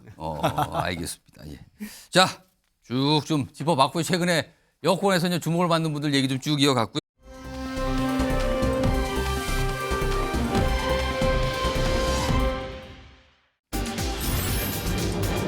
논란의 현수막, 여기에 사과를 한 민주당 이렇게 돼 있습니다. 그럼 이 논란이 됐던 이 문제의 현수막 좀 한번 보죠. 일단 이게 어떤 내걸린 건 아니고 시안이 나왔는데 그 시안 공개되자마자 발칵한 거예요. 이른바 이제 청년 비하하는 거 아니냐 이건데 일단 이거 다 삭제됐어요. 안 쓴다 그러죠. 근데 4개인데 하나씩 보세요. 나에게 온 당. 이거는 뭐 그냥 넘어갔어요. 나에게 온 당. 이런 뜻이죠. 근데 그 밑에 거부터 정치는 모르겠고 나는 잘 살고 싶어. 그러니까 지금 청년 세대가 저렇게 생각한다라고 민주당이 보는 건가? 이렇게 되잖아요. 또 있어요. 경제는 모르지만 돈은 많고 싶어. 누구한테 이런 얘기를 해보세요. 어떤 젊은 분한테. 그쪽 경제는 영 모르는데 돈만 많고 싶죠? 이거 싸우자는 거 아닙니까? 이렇게 되면은 밑에 있습니다. 혼자 살고 싶댔지 혼자 있고 싶댔나? 이게 민주당이 어떤 행사에 쓰기 위해서 만든 현수막인데 이게 지금 청년 세대를 좀 뭘로 보는 겁니까? 이렇게 돼버렸어요, 지금요. 그러자 어제 그리고 오늘 뭐 관련해서 지금 계속 민주당에서 뭔가 해명 설명을 내놨거든요. 들어보겠습니다. 민주당 캠페인 현수막 시안 그 관련해가지고 진행 과정이 매끄럽지 못했던 점에는 굉장히 아쉬움이 있습니다. 그런데 몇 가지 사실관계를 좀 바로 잡고자 합니다. 우선 이 현수막 시안은 11월 23일 갤럭시 프로젝트 행사를 위한 티저 수단이었고요. 그래서 광고용 시안이었습니다. 즉 이게 총선용 현수막이었다. 또 2023을 대상으로 했다 등의 보도는 사실이 아닙니다. 민주연구원에서 오랫동안 준비를 해왔던 캠페인이고요. 당에서 한 게 아니고 업체에서 캠페인 준비를 위해서 했던 겁니다. 그건 그렇게 말씀하시는 거는 전 뭐 동의하기는 좀 어렵고요. 징계요? 죄송한데 어디시죠? 그걸 왜 그렇게 생각을 하시는지 잘 모르겠는데요. 어제 해명이 더 논란됐거든요. 그래서 이게 그러니까 당은 잘 책임이 없고요. 이거 만든 곳 업체가 잘못한 것 같은데요. 이런 설명의 취지였거든요. 그래서 더 논란이 됐습니다. 지혁신 변호사, 저 현수막 보고 어떤 생각 드셨어요? 일단 첫 번째 전 난수표 같아가지고 저게 무슨 의미인가 여러 번 곰곰이 생각을 했는데 이거 두 가지 이제 이어지는 게 잘 살고 싶어. 그다음에 돈 많고 싶어. 그렇게 따지면은 그 민주당 입장에서는 돈이 많으면 잘 사는 건가? 이런 식으로. 뒷부분을 보셨군요, 거기에. 그다음에 이제 모르겠지만 이렇게 간단 말이에요. 그건 요즘 뭐 유행한 말 있지 않았습니까? 아몰랑. 그거는 뭐냐면은 책임을 지지 않겠다는 이야기예요. 그러니까 젊은이들이 사회적인 책임은 전혀 지지 않고 그냥 난 돈이나 많았으면 좋겠다. 이런 의미인가? 막 그렇게 해석이 되는데 그런데 실질적으로 지금 청년들이 결혼도 못하고 막 이런 이유가 집 때문이잖아요. 그런데 청년들을 벼락거지로 만든 당이 어느 당입니까? 민주당이었잖아요. 그러니까 정권까지 빼앗긴 거 아니겠습니까? 그렇게 만든 당이 청년들을 마치 돈만 추구하는 돈독 오르는 그런 젊은이들처럼 이렇게 만들었는데 청년들이 지금 기분이 좋을 리가 있겠습니까? 거기에다가 여기에 대한 해명도 굉장히 무책임하잖아요. 난 모르겠어. 그냥 내가 한 거 아니야. 그냥 어떤 업체에서 한 거야. 이게 모르겠지만 어쩌다 이런 거랑 또 연결이 되기 때문에 이거는 제가 봤을 때 민주당에서 굉장히 큰 실수를 했는데 왜 이런 실수를 했는가? 제 생각에는요. 강서구청장 선거에서 너무 크게 이겼어요. 이게 제가 봤을 때 민주당한테 꽤 득이 될 것 같지가 않습니다. 약이 아닌 것 같다? 아무리 지금 봐도? 민주당은 너무 크게 이겨가지고 뭐 수도권이든 어디든 나가면 다 당선될 것 같고 그러니까 무슨 나사가 하나 빠진 것처럼 지금 이것만 아니고 탄핵 계속 이렇게 이야기하는 것도 그렇고 이게 국민들한테는 별로 이렇게 유쾌하게 보이지 않고 굉장히 민주당이 아주 마음이 높아 보인다 이런 생각이 들지 않을 수 없는 것 같습니다. 지금 이 현수막 관련해서 일단 이게 다 삭제가 되고 안 쓴다고 됐지만 이게 지금 뒤끝이 아주 진하게 남아 있거든요. 민주당 내에서 여러 가지 지적하는 목소리가 계속 나오고 있습니다. 들어보겠습니다. 현수막 그걸 보면서 정치는 모르겠고 나는 잘 살고 싶어. 저는 이거를 보면서 굉장히 섬뜩했습니다. 섬뜩. 이원우한테 던지는 거겠구나. 너 국회의원만 더 하면 되지. 더 싸우면 되지. 정쟁만 하면 되지. 그런 느낌을 저는 사실을 당에서 보낸 공문서를 보면은 사무총장 그리고 홍보위원장 한준호 이렇게 해가지고 나와 있습니다.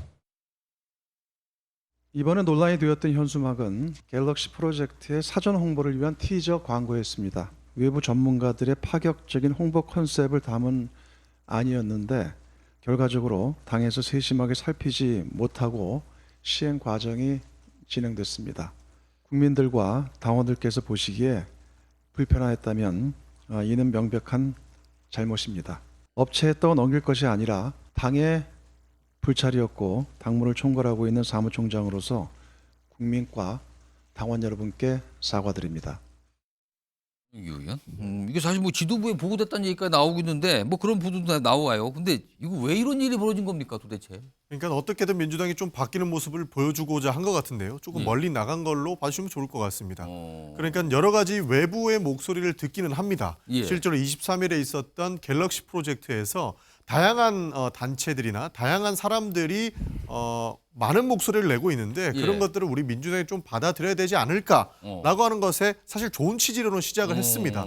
그런데 이제 그 갤럭시 프로젝트를 준비하면서 사실 너무 좀 급하게 추진된 내용들을 좀 받아들였던 것 같습니다. 사실 MZ세대들을 잘 이해하지 못한 수준의 이런 상황까지 연출이 됐는데요. 사실 이 부분에 대해서는 뭐 다른 책임에도 불구하고 조정식 사무총장께서는 사과의 말씀을 한 것으로 알고 있습니다. 그래서 과거에 있었던 강선우 대변인이나 그리고 한준호 홍보위원장의 발언조차 더욱 논란이 되었기 때문에 이런 부분조차 우리 사무총장께서 바로 잡으려고 한 것 아닐까 저는 그렇게 보고 있습니다.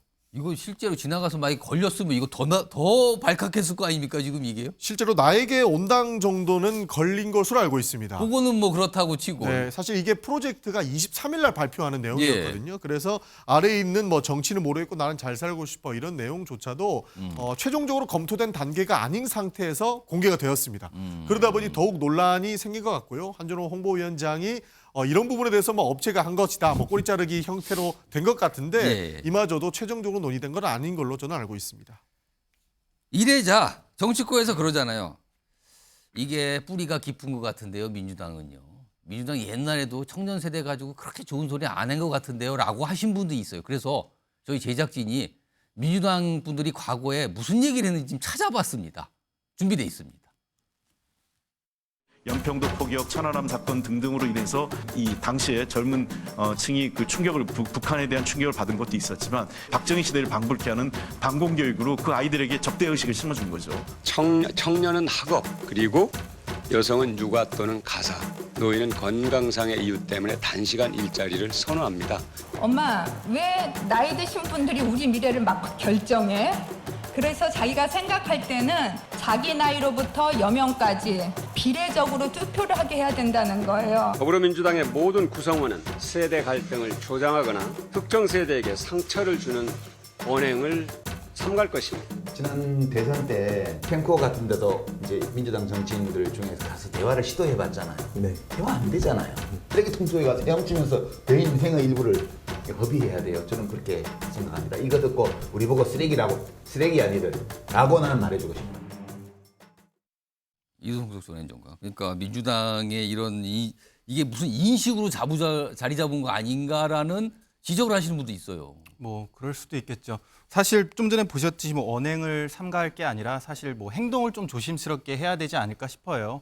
사실 뭐 지금 청년들 중에서 가장 기억 남는 사건은 저는 인국공 사태라고 봐요. 인천국제공사. 네, 뭐 비정규직이 정규직으로 전환한다. 이 문제가 사실 굉장히 문재인 정부 초기 시절에 제기가 됐었죠. 예. 그런 다음에 이제 청년들의 등심이 이제 민심이 굉장히 멀어졌었는데요. 예. 오늘 이 같은 사태를 보더라도 저는 민주당에게 한번 물어보고 싶습니다. 저 현수막이 성공을 했다면 과연 지도부는 누구를 성찰하고 누구를 책임지고 누구를 이렇게 떠높였을까요?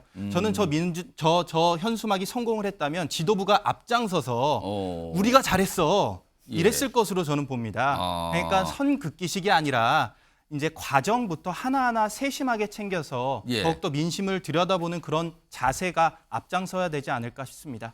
정기현 교수님 어떻게 생각하십니까? 뭐 창피한 일이죠.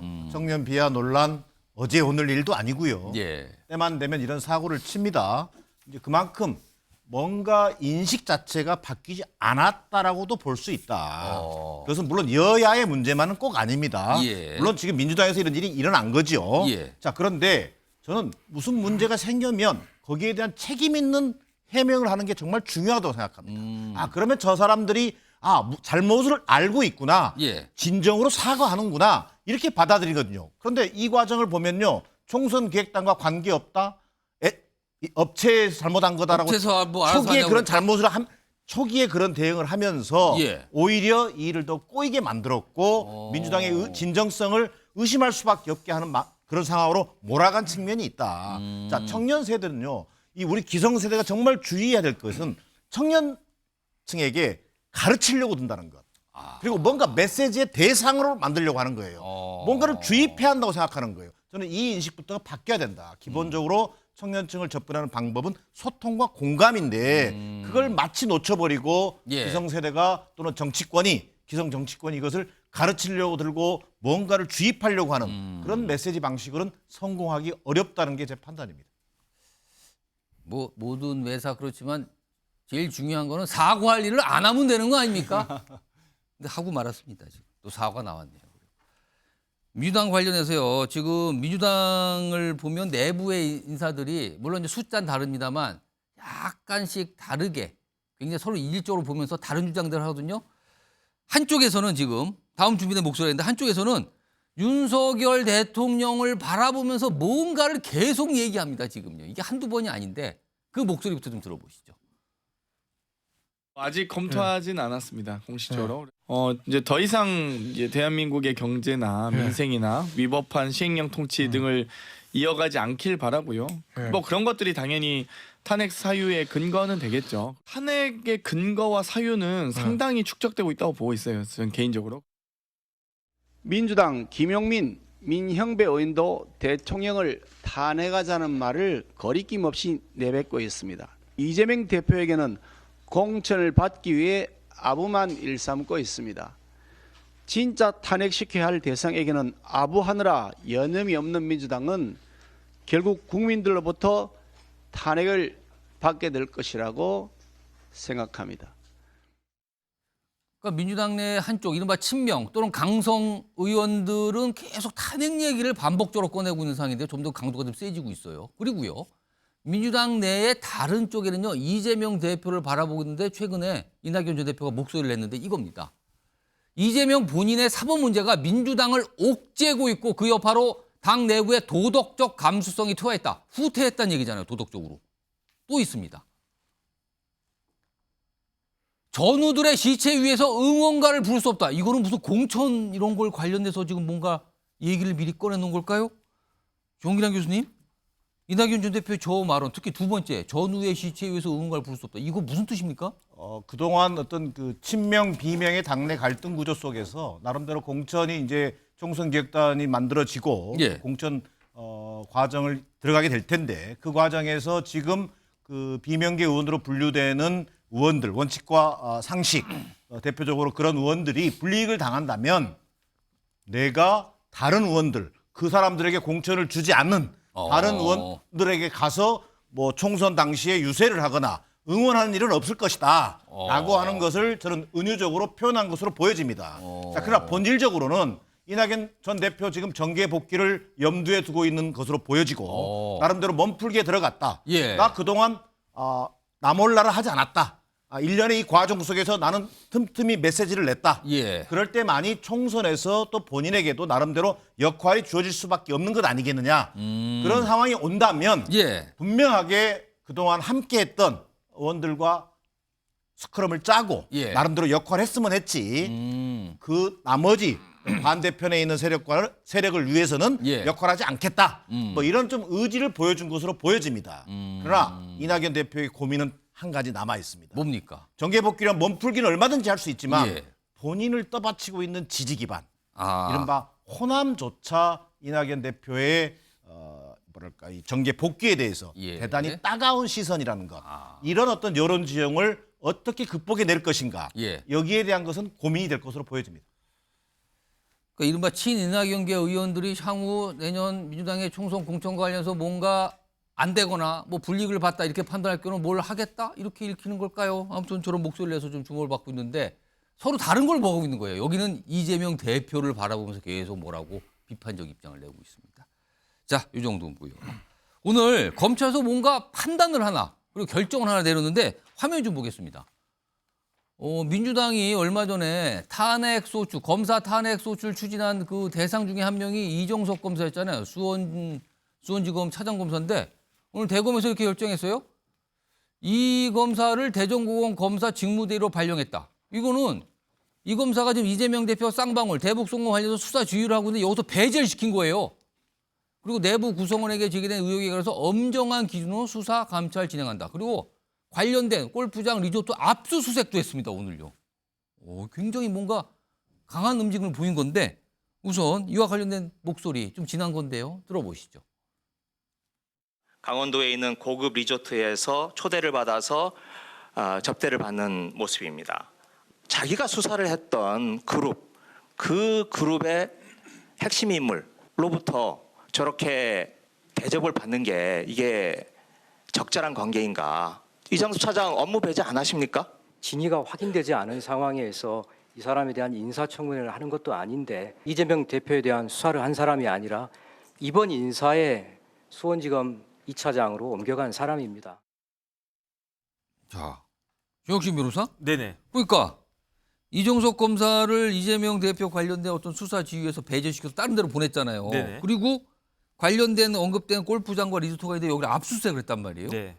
이거 무슨 의미입니까 이거는? 일단 수원지검이요 큰 검찰청이에요. 수원 고검까지 생길 정도로. 예. 그다음에 이제 차장은 검사장 바로 밑에 굉장히 고위직이거든요. 그렇습니다. 중요한 자리예요. 더군다나 지금 수원지검이 뭘 하고 있습니까? 이재명 대표 쌍방울 관련. 그다음에 대북송금 관련된 수사를 하잖아요. 그렇죠. 법인카드도 아마 수원지검에서 할 거고. 이런 TF팀의 팀장 역할을 지금 이정섭 차장이 하고 있는데 근데 원래 검찰 수사는 누가 하도록 되어 있느냐? 예. 이전에는 뭐 검찰에서 했지만 이제 법이 바뀌어가지고 지금 원칙적으로 공수처에서 하는 거예요. 왜냐하면 검사가 검사 수사하는 거 못 믿겠다. 그러니까 공수처에서 해라. 그다음에 공수처는 뭐 검찰에서 수사하고 있다고 하더라도 예. 사건 나한테 가져와 그러면은 공수처 법상 공수처로 사건을 예. 보낼 수밖에 없는 예. 그런 상황이거든요. 그럼에도 불구하고 검찰이 이런 식으로 선제 조치를 했다라고 하는 거는 예. 제가 봤을 때 둘 중에 하나 또는 두 가지 다라고 생각이 되는 게 첫 번째는 그 이정섭 차장에 대한 그런 혐의가 어느 정도 확인될 필요가 있는 것이 아닌가. 좀 확인을 해봐야 되겠다. 그렇죠. 그럼 그 확인하기 위해서 강제 수사까지도 필요하다 이 생각이 있는 것 같고 더 중요한 건 뭐냐면요. 검찰에서는 그 이재명 대표 수사에 대해서 작은 틈도 보이지 않겠다. 그 의지가 또 여기 들어가 있는 거다. 아니 뭐 이제 이정섭 뭐 차장에 대해서 이런저런 이야기 나오니까 예. 아니 그러니까 고검으로 보내지 않았느냐. 그러니까 이제 이재명 대표 수사 이제 그 진행이 될 수밖에 없지 않습니까? 예. 그럴 때 수사에 적극적으로 협조해라. 이런 시그널도 있다. 저는 그렇게 판단이 됩니다. 그때 보니까 김의겸 의원이 이거 수사 배제 안 합니까 했는데 이거 배제한 게 됐잖아요 지금요. 배제한 거죠. 네네. 그러니까 뭔가 더 강하게 수사하겠다라는 뜻으로도 보이는 거 아니냐 이건데 전용기 의원님 네. 이렇게 되면은 지금 민주당에서 얼마 전에 이제 시도했다가 안 됐는데 이정석 검사 탄핵 소수 추진 여전히 하겠다는 거잖아요. 뭐 충분히 가능성이 있습니다. 이건 어떻게 되는 겁니까 그러면은? 저는 저거 강경 조치 아니라고 생각합니다. 오히려 꼬리 자르기가 될 수 있다고 생각을 합니다. 꼬리 자르기요? 오히려 제가 지금 검찰 TF 들어가 있거든요. 이정석 검사 같은 경우에는 어느 정도 드러난 혐의들이 굉장히 많습니다. 그리고 지금 공수처에 고발이 돼 있는 상태예요. 예. 지금 이정석 그 검사에 대해 강경 조치를 했다고 검찰에서 이야기를 하려면 공수처에서 수사를 하거나 이정석 검사를 수사해야지 왜 갑자기 골프장을 털겠습니까? 이정석 검사를 수사를 해서 이정석 검사 휴대폰이나 압수수색을 통해서 다른 증거를 찾았으면은 거기에서 다양한 증거물들이 나왔을 텐데 갑작스럽게 골프장을 털면서 이정석 검사에게 강경 조치를 한다? 오히려 이것은 이정석 검사에게 시간을 벌어주는 것에 불과합니다. 오히려 사실 그 검찰에서 지속적으로 제19 감사가 있었고 과거부터 계속적으로 문제 제기해왔던 게 검사들의 기소율이 1%도 안 된다라는 이런 비판들이 있었는데 여기에서 자유로우려면 공수처에서 명확한 수사가 진행이 되어야 될 텐데 그것 없이 지금 검찰에서 다른 수사를 통해서 강경 조치했다라고 주장하는 것은 저희가 받아들이기는 좀 어려운 지점이 있는 것이죠. 그럼 탄핵 소추는 예정대로 하겠다 이 뜻입니까? 탄핵 소추는 사실 그 공무원에 대한 징계 요건에 해당하는 겁니다. 다른 공무원들은 비위 행위를 저질렀을 때 징계위원회의 의결을 통해서 징계를 받게 되는데 검찰은 그 삼권 분립의 그 사법부의 영역에 조금 걸터 있기 때문에 국회에서 징계를 하게 돼 있는 걸로 그 요건에 의거해서 탄핵이 국회에게 권한이 있는 것이거든요. 이것은 공무원의 징계의 역할로 볼 것이지 탄핵이라고 해서 우리가 장관이나 국무위원들의 탄핵과는 조금 별개의 것으로 볼 필요가 있다라는 측면에서 민주당에서도 계속적으로 추진을 해왔던 것입니다. 이것도 보니까 민주당, 국민의힘 이거 아마 반응이 다를 것 같은데 지금 일단 오늘 오후부터 나온 소식이라서 바로 전해드렸고요.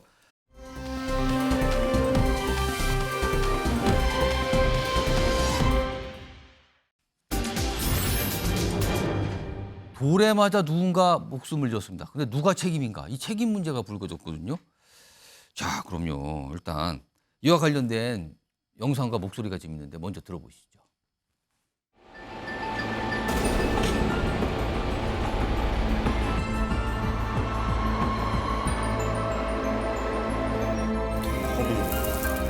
앓고 있다가 돌아가신 것도 아니고 되게 건강하시고 그러셨던 분이 넘어진 거 보고 한 번은 사과는 받으셨나요? 아니요. 작은 물건이라 하더라도 고층에서 떨어졌을 때 지나가는 사람들한테 큰 위험으로 작용할 수 있기 때문에